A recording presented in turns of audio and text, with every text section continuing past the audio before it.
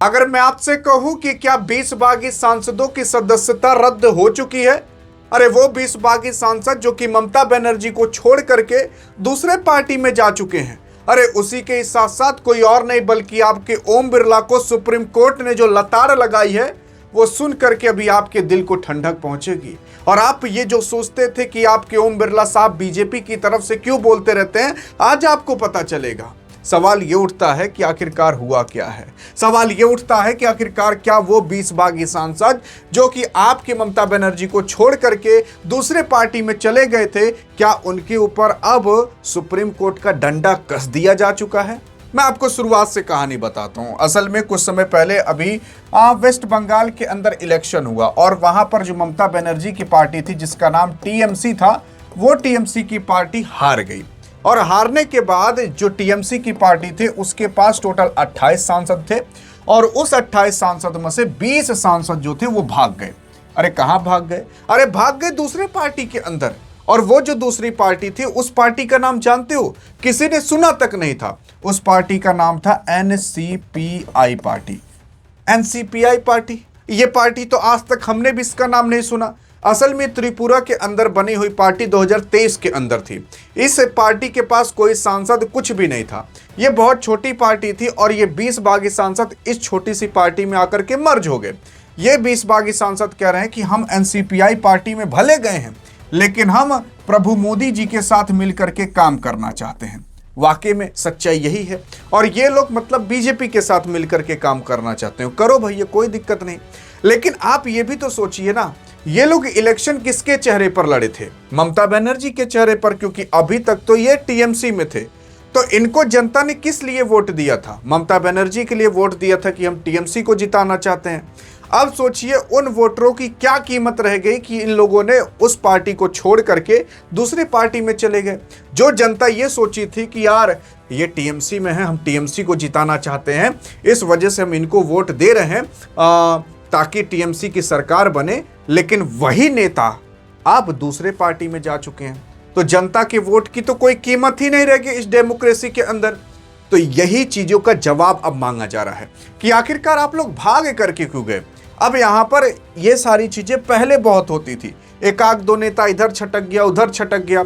इसीलिए कॉन्स्टिट्यूशन के अंदर अनुच्छेद 10 में एक ठो कानून बनाया गया और कानून ये बनाया गया दल बदल कानून, एंटी डिफेक्शन लॉ। अगर कोई भी नेता एक दल से दूसरे दल में जाता है तो उसके ऊपर दल बदल कानून लगा दिया जाएगा और फिर उसकी सांसदी या विधायकी, चाहे वो लोकसभा में हो, चाहे राज्यसभा में हो, चाहे जहां पर भी हो, चाहे वो स्टेट लेवल पर ही कोई कुछ ना हो, उसकी सांसदी या विधायकी छिन सकती है। दल बदल कानून ये कहता है। लेकिन उसी दल बदल कानून के अंदर एक और कानून लिखा हुआ है कि अगर 2/3 से ज्यादा लोग एक पार्टी को छोड़ करके दूसरे पार्टी में जाते हैं तब दल बदल कानून नहीं लगेगा। असल में यहां पर मैंने इसीलिए शुरुआत में बता दिया कि टीएमसी के पास 28 सांसद थे और 2/3 लोग छोड़ करके चले गए। और कितने लोग चले गए? 20 लोग चले गए। अब 28 का 2/3 कितना होता है तो मैं आपको बता देता हूं, 18.5 करीब होता है। यानी कि जो 20 सांसद गए वो 2/3 के करीब हैं। तब तो यहां पर एंटी डिफेक्शन लॉ यानी कि दल बदल कानून नहीं लगना चाहिए, क्योंकि यार 2/3 लोग गए हैं ना। लेकिन यहां पर जवाब तो मांगा जा सकता है ना कि आखिरकार क्यों गए आप? आपने हमारे चेहरे पर, आपने टीएमसी के चेहरे पर इलेक्शन लड़ा, आप सांसद बने, आपको हमने टिकट दिया, आपको हमने बनाया, हम क्या जवाब नहीं मांग सकते आपसे? वो मांगेंगे। और इसीलिए ममता बनर्जी और अभिषेक बनर्जी तुरंत चले गए किसी और के पास नहीं बल्कि स्पीकर के पास। और स्पीकर के पास जब गए, अभी इसी अगस्त में 12 और अगस्त को तमाम बार ये लोग स्पीकर साहब के पास गए, क्योंकि लोकसभा के स्पीकर के हाथ में पूरा का पूरा कंट्रोल होता है कि भैया वो किसी भी सांसद से कुछ भी सवाल पूछ लें। वही जान जाइए लोकसभा के जज माने जाते हैं। और लोकसभा के जो सांसद, जो आपके स्पीकर होते हैं, उनके पास इतनी पावर होती है कि अगर ये लोकसभा में कोई डिसीजन लेते हैं तो सुप्रीम कोर्ट भी हस्तक्षेप नहीं कर सकता। लेकिन एक कंडीशन में कर सकता है, जब दल बदल कानून लगता है। केवल एक कंडीशन में, अगर लोकसभा का स्पीकर कोई भी डिसीजन लेता है तो सुप्रीम कोर्ट भी कुछ नहीं कर सकता। केवल एक कंडीशन में करता है, जब अगर कोई नेता एक दल से दूसरे दल में जाता है और वहां पर जब स्पीकर साहब कोई डिसीजन लेते हैं तो वहां पर आकर के सुप्रीम कोर्ट हस्तक्षेप कर सकता है, न्यायपालिका आ सकती है। अब यहां पर दल बदल कानून लगा है, इसीलिए शिकंजा अब आपके लोकसभा स्पीकर ओम बिरला पर कस दिया जा चुका है। लेकिन काफी लोगों का डाउट यह रहता था कि डियर गुरु साहब यार एक बात बता दीजिए, एक बात ये बता दीजिए कि हम बार बार देखते हैं कि आपके ओम बिरला साहब बार बार बीजेपी की तरफ से बोलते हैं। राहुल गांधी अगर जेब में हाथ डाल के आ जाए तो कहते हैं ये सांसद है, तुम्हारी पार्टी नहीं है जो तुम यहाँ पर ऐसे करके आ जाते हो। ऐसे तमाम चीज़ें आपने सुना होगा। आपके राहुल गांधी साहब का माइक बंद कर दिया जाएगा, तमाम चीज़ें हो जाती हैं, आप देखते होंगे। लेकिन यही सेम चीज़ ये बीजेपी के साथ नहीं करेंगे। तो यहाँ पर आप सोचते हो कि यार ऐसा क्यों करते हैं ना। मैं आपको बताऊँ, आपके ओम बिरला साहब सांसद हैं। अब जो उस लोकसभा में बैठा है, चाहे स्पीकर ही क्यों ना हो, अगर आप स्पीकर बनोगे तो आप तभी बन सकते हो जब आप कोई कहीं से सांसद होगे। तो ये राजस्थान से सांसद हैं और राजस्थान में एक जगह है वहां से सांसद हैं और ये बीजेपी की तरफ से सांसद हैं। अब आप खुद बताइए, ये बीजेपी की तरफ से सांसद हैं तो क्या लगता है कि आपको ये बीजेपी के खिलाफ बोलेंगे? अब आप खुद सोच लीजिए यार, इसके आगे मैं नहीं कहूँगा कुछ। लेकिन हाँ, सवाल यह है कि ये राजस्थान में कहां से सांसद हैं। अगर आपने कमेंट में बता दिया तो आपके कमेंट को हार्ट भी दे दिया जाएगा, पिन भी कर दिया जाएगा। आज तक लोगों को नहीं पता था कि स्पीकर भी कहीं का सांसद होता है। लेकिन एक देश है जिसका नाम ब्रिटेन है, अगर वहां पर आप लोकसभा के स्पीकर बनते हो ना तो आपको अपने सांसदी से इस्तीफा देना पड़ता है। और अगर आप अपने सांसदी से इस्तीफा दे दिए, ना तो आप बीजेपी के रह गए, ना तो आप कांग्रेस के रह गए, ना तो आप टीएमसी के रह गए, कहीं के नहीं रह गए, तो आप निष्पक्ष हो करके डिसीजन ले सकते हो। भाई ना तो आप बीजेपी को, ना तो आप कांग्रेस को, ना कहीं को हो, तो आप एक पार्टी की तरफ से हो ही नहीं, तो आप निष्पक्ष होकर ले सकते हो डिसीजन। क्या ये कानून इंडिया में लाना चाहिए कि अगर कोई स्पीकर बनता है तो वो अपने सांसदी से इस्तीफा दे, कोई और सांसद वहां पर बना जाएगा? क्या ये लाना चाहिए? आप बताइए कमेंट में। तो अब अगर आप ये सोचते हो कि यार ये बीजेपी के खिलाफ क्यों नहीं बोलते, राहुल गांधी को क्यों चुप करा देते हैं, तो शायद उत्तर आपको मिल चुका होगा। लेकिन हाँ, अब शिकंजा जानते हो इन 20 बागी सांसदों पर तो कसा गया है, प्लस इनके ऊपर भी कसा गया है। हाल फिलहाल अगर आप देखोगे तो इनका केस जा चुका था कहीं और नहीं बल्कि सुप्रीम कोर्ट के अंदर। और कौन लेकर गया था? अभिषेक बनर्जी, जो कि टीएमसी की तरफ से सांसद हैं। असल में इन्होंने कहा कि बार बार ओम बिरला साहब के पास जाकर के, अरे भैया हमारी बात सुन लीजिए, ये जो 20 बागी सांसद भागे हुए हैं, जो 20 सांसद भागे हमारी पार्टी को छोड़ करके, टीएमसी को छोड़ करके दूसरे पार्टी में भागे हैं, उनके ऊपर कुछ एक्शन लीजिए स्पीकर साहब। लेकिन स्पीकर साहब के कान पर जू तक नहीं रेंग रहा था। अब जू कहां से रेंगेगा, होना भी तो चाहिए। लेकिन बहरहाल वो जोक सपाट, यहां पर आप देखोगे इनके ऊपर ये कोई भी एक्शन नहीं लिए। अब कोई भी एक्शन नहीं लिए तो इसका मतलब क्या है? तो जो भैया आदमी है वो तो जाएगा सुप्रीम कोर्ट केस लेकर के, क्योंकि दल बदल कानून है, यहाँ पर स्पीकर के ऊपर भी केस चल सकता है। तो यहाँ पर अगर आप देखोगे 3 लोगों की बेंच बैठी थी, कोई और नहीं बल्कि जस्टिस जोमाले बागची साहब, chief justice of India Suryakant साहब और जस्टिस वी महाना। तो इन 3 लोगों की बेंच बैठी और 3 लोगों की जब बेंच बैठी तो अभिषेक बनर्जी भी सुप्रीम कोर्ट में पहुंचे, इनके वकील भी पहुंचे और बात सुप्रीम कोर्ट के सामने रखी गई, जज के सामने रखी गई। लेकिन जब ये बात रखी गई तो ओम बिरला के तरफ से भी कोई ना कोई पहुंचेगा, तो कोई और नहीं बल्कि सॉलिसिटर जनरल तुषार मेहता साहब पहुंचे। अब ये सॉलिसिटर क्या होता है? आप ऐसा मान सकते हो एक बहुत बड़ा वकील टाइप का होता है। वैसे वकील तो नहीं, मतलब बहुत बड़े वकील होते हैं जो कि सरकार की तरफ से पक्ष रखते हैं। यहाँ पर ये पहुंचे थे ओम बिरला की तरफ से। तो यहाँ पर सरकार से यहाँ पर जवाब ये मांगा जा रहा था अभिषेक बनर्जी की तरफ से कि जज यार जल्दी से एक बात बता दो कि आखिरकार उन 20 सांसदों पर एक्शन लिया जाएगा कि नहीं लिया जाएगा। तो जज ने पूछा कि अरे भैया मुद्दा क्या है?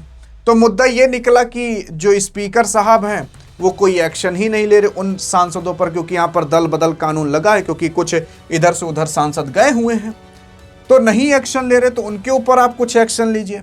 तो ये जज ने बोला, जब जज ने बोला तो सॉलिसिटर जनरल तुषार मेहता साहब कहे कि जस्टिस साहब यानी कि जज साहब आप कुछ मत कहिए, असल में जो ओम बिरला साहब हैं उन्होंने एक्शन ले लिया है, उन्होंने नोटिस थमा दी है, किसी और को नहीं बल्कि उन 20 बागी सांसदों को। अब भैया ये तो वही बात होगी, अभी तक आप बात नहीं सुन रहे थे, जैसे सुप्रीम कोर्ट में बात गई तुरंत आपके जो ओम बिरला साहब हैं उनके कान पर जू रेंगने लगा और कहे कि यार अब तो सुप्रीम कोर्ट तक बात गई है, जल्दी से नोटिस भेज दे उन 20 बागी सांसदों को ताकि कुछ हो सके। लेकिन तब सुप्रीम कोर्ट ने कहा कि देखो भैया अब ये केवल नोटिस तक नहीं रह गया मामला, ये मामला अब जा चुका है कि टाइम पर काम क्यों नहीं हो रहा, और इसका जवाबदेही और बाकी तमाम चीज़ों पर जा चुका है। तो सुप्रीम कोर्ट ने कह दिया 2 हफ्ते का समय है, इसका जवाब हमें चाहिए। अब 2 हफ्ते के अंदर आपके जो स्पीकर साहब हैं उनको कुछ करना पड़ेगा। या तो स्पीकर साहब इन 20 बागी सांसदों की सांसदी छीन सकते हैं, वैसे तो छीनी नहीं जाएगी, कोई ना कोई व्यवस्था कर ली जाएगी, या फिर इन लोगों से कहवा दिया जाएगा कि हम नहीं रहना चाहते टीएमसी के अंदर।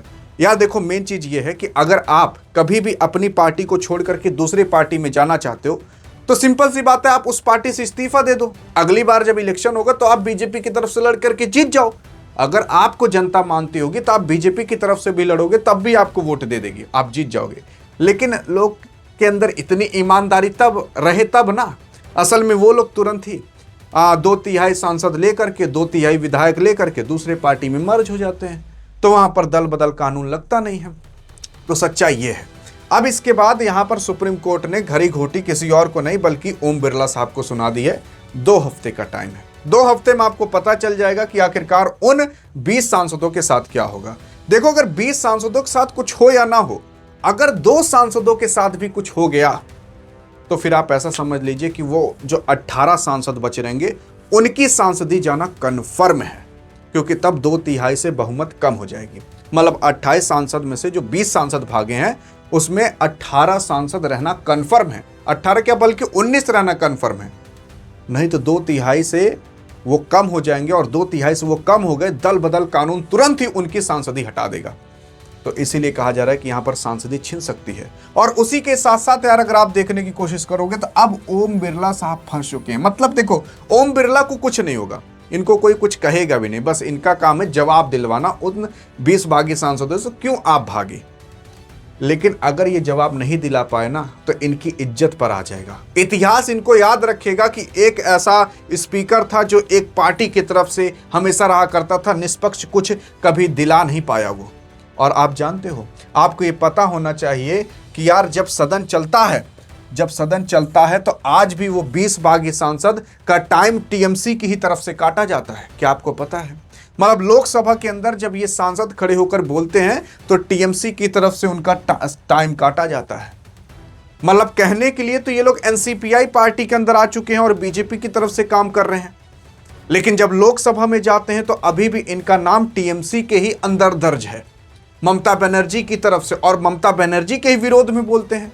और जब अगली बार इलेक्शन आएगा और ये लोग ममता बनर्जी के विरोध में बोलेंगे तब ये होगा, भैया देखो ममता बनर्जी के ही पार्टी वाले जो हैं वो लोग ममता बनर्जी के ही विरोध में बोल रहे हैं। क्योंकि इतना डिटेल से आपको और हमें पता है, लोगों को नहीं पता है। और ये सारी चीजें जो मैंने बताया ना कि टाइम अभी भी टीएमसी की तरफ से काटा जाता है, ये जो 20 बागी सांसद बोलते हैं, कहने के लिए तो एनसीपीआई के अंदर जा चुके हैं लेकिन अभी भी टीएमसी में ही वो काउंट होते हैं। ये कल्याण बनर्जी ने खुद बताया।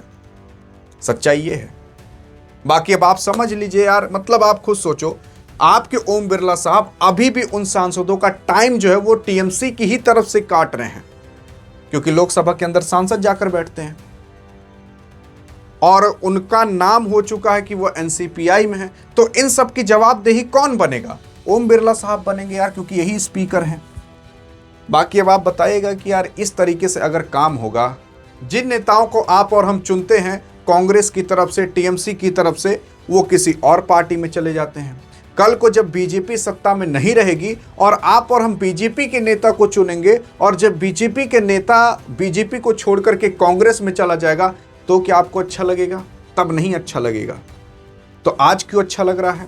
माना कि यार टीएमसी की पार्टी ने खराब काम किया था, लेकिन उन नेताओं के अंदर इतनी तो ईमानदारी होनी चाहिए थी ना कि वो इस्तीफा दें और अपने दम पर या बीजेपी के चेहरे पर इलेक्शन लड़े और तब जीत करके दिखाएं।